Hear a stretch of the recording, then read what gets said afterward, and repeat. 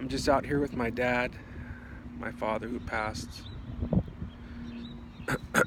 years ago. I mean, it was 2001, and he has this beautiful spot up here in Oak Hill. Check it out. This gorgeous view.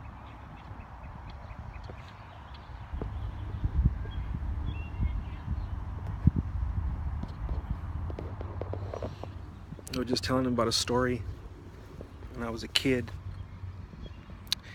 My dad used to surprise me all the time, and this one time he came home with this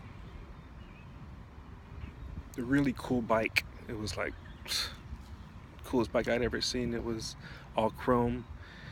It was made for racing, and it was just an incredible bike, and was practically brand new. He got it off someone cheap, and but the guy said that his son didn't no longer rode bikes, and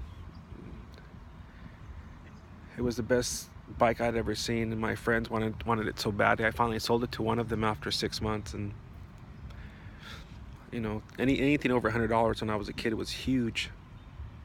And this time I sold it for 150 bucks, and I was like, wow, I got $150 for that bike. It was just a regular bike, but I didn't realize the kind of bike it was. And that kid turned around and sold it for $550. And this was back in probably 76. And I learned my lesson. I was like, wow. But my dad was cool with it. I gave my dad like 50 bucks out of it. And then about a year later, my dad comes home with a mini bike in the back of the truck, and he has something there, and he goes, hey, I want you to help me get these boxes out of the truck. It's like, Dad, I'm busy. He's like, just help me. So I went back there and looked in the back of his truck, and I saw this big thing covered up, and I pulled it off, and I looked, and I go, oh my God, it was a mini bike. And it was the coolest thing ever. And you know, I of course try to ride it every day in the streets, and they finally told me I couldn't do that anymore. My dad used to take me to the mountains where they used to slaughter pigs and goats, and we used to get fresh meat there. And my dad would take me up there in the mountain, and it was here in by Gilroy.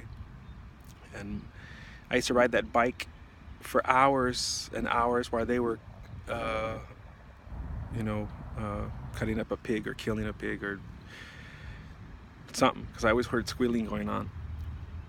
But it was an amazing youth growing up, and in the middle of the night, my cousin and I used to take it out and just ride it all throughout the streets. And back then, you know, there wasn't cops everywhere, and people weren't really afraid of kids. And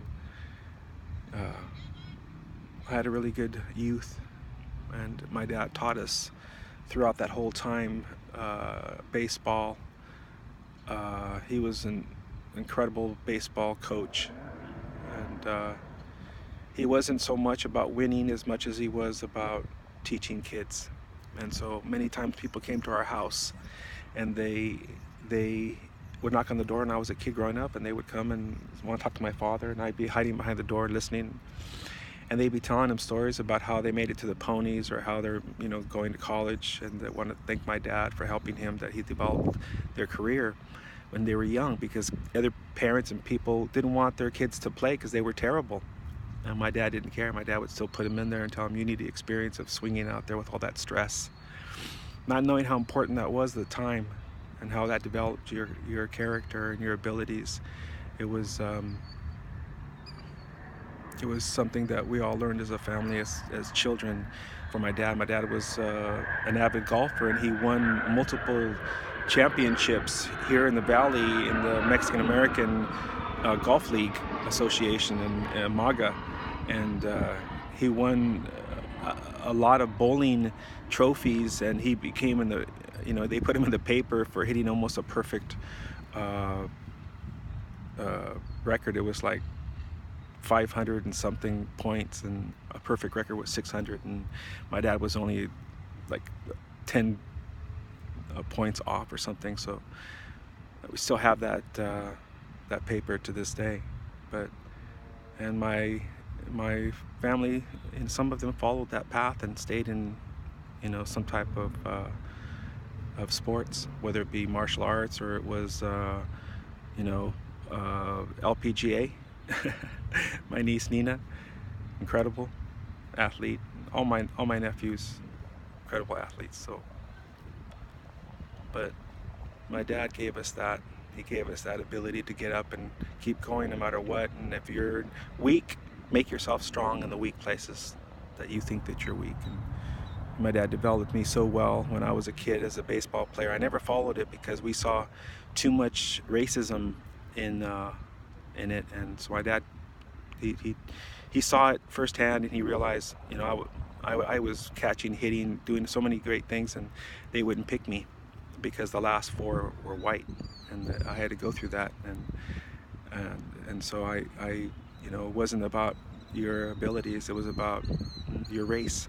And now, today, it's a different time, and I think people have opportunities to stand out, and I think you can't let those things stop you. But for me, it was martial arts. At that time, those last few years in baseball, I was taking martial arts, and I loved it so much. I felt I got so much more from it, that baseball. I realized maybe it's not my sport after all, even though I know it so well. But my dad, he instilled those characters into us as kids. All of my family, my sisters, you know, which they taught their kids, you know, never give up, always keep going, always try harder, you know. Okay, yeah, you fall, it's okay, just get up and try harder.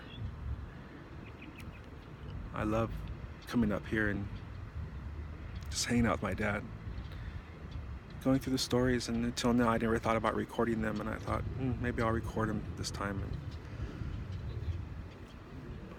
I just thought I'd share it.